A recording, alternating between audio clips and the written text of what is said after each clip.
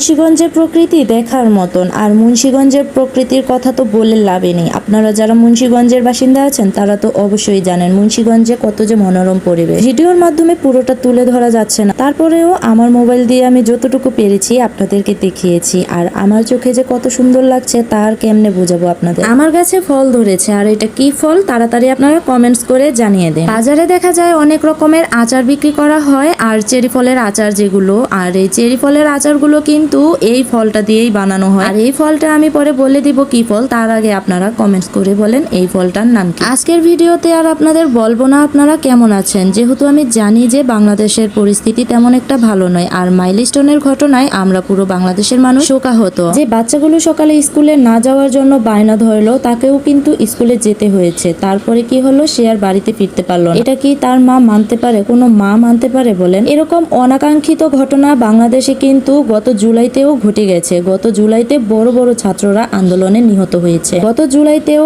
অনেক মায়ের হাহাকার দেখেছি, আর এই জুলাইতেও পুরো বাংলাদেশ জুড়ে হাহাকার দেখেছি, আর মায়েদের শোকাতপ দেখেছি। 24-25-এর মতো এমন জুলাই যেন আল্লাহ আর না দেন। এতগুলো তাজা প্রাণ এভাবে ঝরে যাবে কেউ ভাবতেও পারে। মাত্র 10 মিনিট সময়ের জন্য এত বড় দুর্ঘটনা হয়ে গেল। 10 মিনিট আগে যদি টিফিনটা দেওয়া হতো বা 10 মিনিট পরে যদি বিধ্বস্ত হতো, তাহলে এরকমটা হওয়ার কথা ছিল না। কারো পৌষ মাস, কারো বা সর্বনাশ। আমাদের বাঙালি জাতি হিসেবে আমরা লজ্জিত, আর আমরা বাঙালি জাতি হিসেবে এতটাই খারাপ জাতি হিসেবে পরিচিত হয়েছি, বিশ্বের যে কোনো দেশেই কিন্তু আমাদের বাংলাদেশিদের উচ্ছৃঙ্খলা প্রকাশ পায়। এমন একটা দুর্দিনে আমরা কোথায় মানুষের সাহায্য করব, মানুষের পাশে দাঁড়াবো, অথচ মোবাইল দিয়ে ফটো ভিডিও করা শুরু হয়ে গেছে। আর যেখানে 40 টাকা 2 লিটার পানির দাম, সেইখানে 2 লিটার পানির দাম চাওয়া হচ্ছে 600 টাকা। 10 মিনিট দূরত্বের রাস্তা কিন্তু বড় জোর 50 টাকা 100 টাকা, সেইখানে চাওয়া হচ্ছে 1000 টাকা 1200 টাকা 1500 টাকা। আমরা জাতিগত দিক হিসেবে নিজেরাই নিজেদেরকে ধিক্কার জানাই। ফুলের মতো নিষ্পাপ তাজা প্রাণগুলো ঝরে গেছে। কয়েকদিন যাবৎ পুরো বাংলাদেশের মানুষের কারোরই মনটা ভালো নেই, আর ফেসবুকে তো কাজ করতে মনই যাচ্ছিল না। আর 2-1 দিন আমি তো প্রায় একেবারে অফ করেই দিয়েছিলাম।